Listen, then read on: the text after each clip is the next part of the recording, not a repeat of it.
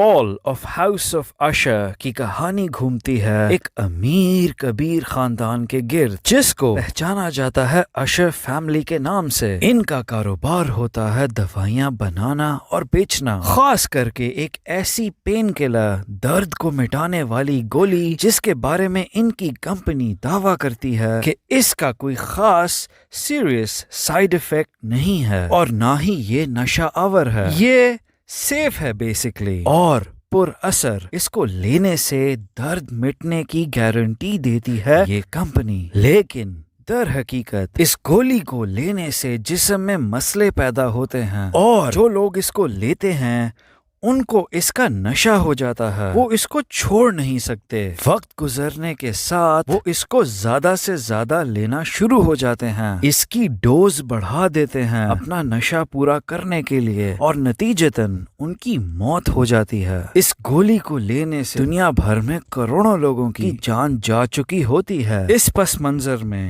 یہ فیملی، اشر فیملی، جس کی سرپرستی کرتے ہیں روڈرک اشر، اپنی بہن میڈلن اشر اور اپنے 6 بچوں کے ہمراہ پیش ہوتے ہیں عدالت میں۔ کیوں پیش ہوتے ہیں؟ اپنے خاندان پہ لگے سنگین الزامات کا حساب دینے۔ الزامات کہ انہوں نے ناجائز طریقے سے اپنے مریض کسٹمرز سے جھوٹ بول کے، فراڈ کر کے بے شمار پیسہ کمایا اور ان کی زندگیوں کو داؤ پہ لگایا۔ اس پیشی کے بعد کچھ عجیب حیران کن چیز ہوتی ہے۔ 2 ہفتوں کے اندر ایک کے بعد ایک روڈرک اشر کے بچے مرنا شروع ہو جاتے ہیں اور بہت بے دردی سے۔ لیکن اس سے بھی بڑھ کے ایک عجیب بات ہوتی ہے کہ ہر بچہ اپنی موت سے پہلے ایک عورت کو دیکھتا ہے۔ یہ عورت کون ہے؟ اس کا یہاں کیا کام ہے؟ کیا وہ ان کی موت کی ذمہ دار ہے؟ لیکن باہر سے دیکھنے میں لگتا تو یہ ہے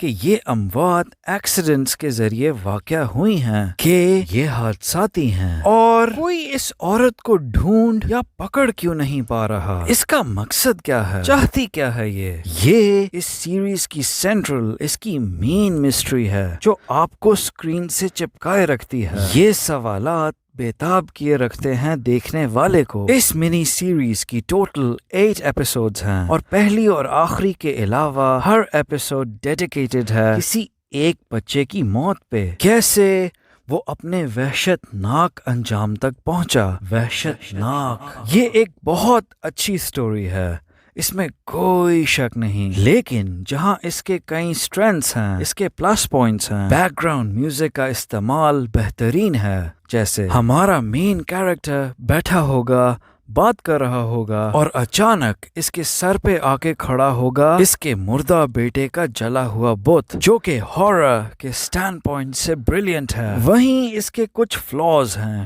فرینکلی، اور ان میں سے ایک یہ ہے روڈرک اشر کے پہلے 3 یا 4 بچوں کی ڈیتھس تک تو بندہ انجوائے کرتا ہے، اس کے بعد کچھ بوریت فیل ہوتی ہے، کچھ منوٹنی آ جاتی ہے، اسپیشلی آخری 2 بچوں کی ڈیتھس تک تو بندہ کہتا ہے جلدی سے یہ پوری ہو جائیں۔ مسٹری، تھرل، ایکسائٹمنٹ اور نوولٹی فیکٹر تب تک قدرے کم ہو جاتا ہے۔ اچھا ہوتا اگر ہر بچے کو ایک ایپیسوڈ دینے کے بجائے آخری 2 یا 3 کو ایک ہی ایپیسوڈ کے اندر کور کر لیتے۔ یہ سیریز لینتھ میں تھوڑی چھوٹی اور زیادہ انٹرٹیننگ، زیادہ مزے کی محسوس ہوتی۔ اب میں جانے لگا ہوں سپوائلر کی سرزمین میں۔ اصل وجہ کیا ہے؟ یہ سب کچھ کیوں ہو رہا ہوتا ہے اشر فیملی کے ساتھ؟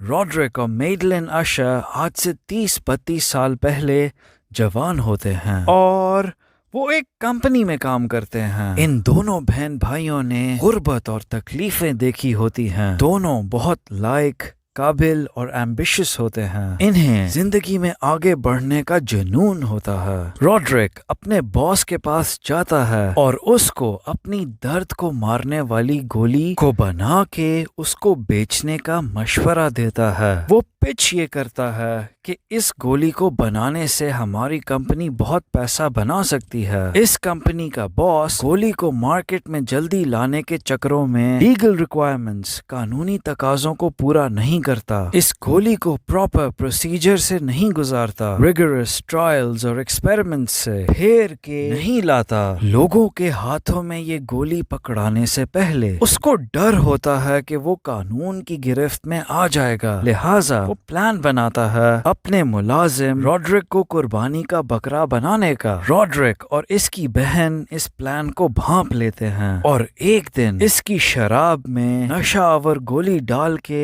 इसको बेसमेंट में लेके जाके इसको दीवार में जिंदा चुनवा देते हैं। लेकिन उसी रात जब ये दोनों बहन भाई उस जगह से खामोशी से निकल के एक बार में जाते हैं, उनका सामना एक औरत से होता है। नाउ हैरानी की बात यह है कि इस औरत को सब पता होता है कि इन दोनों बहन भाइयों ने क्या किया थोड़ी देर पहले, हालांकि ये वहाँ मौजूद नहीं होती। ये दोनों बहन भाई रॉड्रिक और मेडेलिन डर जाते हैं, परेशान हो जाते हैं ऑब्वियसली। फिर ये औरत इनको एक ऑफर पेश करती है। ये ऑफर क्या होती है? इन दोनों बहन भाइयों को बेशुमार दौलत और ताकत मिलेगी, इतनी कि जितनी इन्होंने तसव्वुर भी नहीं की होगी, और इनको कभी कोई कानूनी नुकसान नहीं उठाना पड़ेगा, कभी जेल नहीं जाना पड़ेगा, चाहे ये जो मर्जी जुर्म सरजद करें। लेकिन बदले में इनको ये कीमत देनी पड़ेगी कि जब रॉड्रिक अशर मौत के करीब आएगा, उसकी आंखों के सामने उसकी सारी औलाद मरेगी, उसकी नस्ल उसके मरने से पहले खत्म होगी। उसकी बहन समेत रॉड्रिक ये ऑफर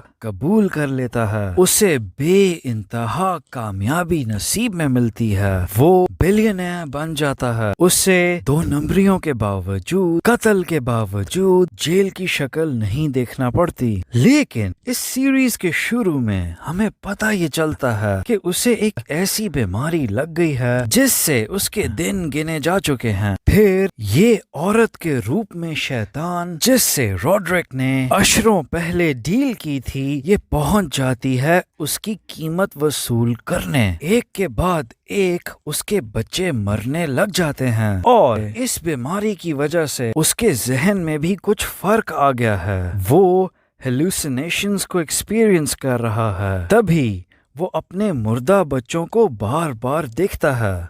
शायद सच में उनकी रूहें भटक रही होती हैं उसके आसपास। ये सीरीज एक बहुत अहम सवाल सामने रखती है कि कामयाबी के लिए या दिल की गहराई में छुपी किसी भी बड़ी तमन्ना को हासिल करने के लिए आप कितनी बड़ी कीमत देने के लिए तैयार होंगे। अपनी खुशी के लिए अगर आपको दूसरे की जिंदगी को, दूसरे के मुस्तकबिल को या खुशियों को दाव पे लगाना पड़े तो क्या आप लगाएंगे? ये सीरीज ये बात सामने लाती है कि लालच और खुदगर्जी वो मर्ज हैं जो इंसान को इतना अंधा कर देते हैं कि वो रद्द कर देता है किसी भी कंसर्न को जिसका ताल्लुक सही और गलत के साथ होता है। और कई केसेस में ऐसे इंसान जैसे इस सीरीज का मेन कैरेक्टर रॉड्रिक था, उन्हें तकलीफ दे और जालिम अंजाम से गुजरना पड़ता है। सीरीज के एंड पे रॉड्रिक अपनी बहन को अजियतनाक मौत से बचाने के लिए उसे जहर दे देता है। उसे लगता है कि वो मर चुकी है, लिहाजा वो उसकी आंखें निकाल के उन पे कीमती नीलम के हीरे रख देता है। लेकिन बाद में पता चलता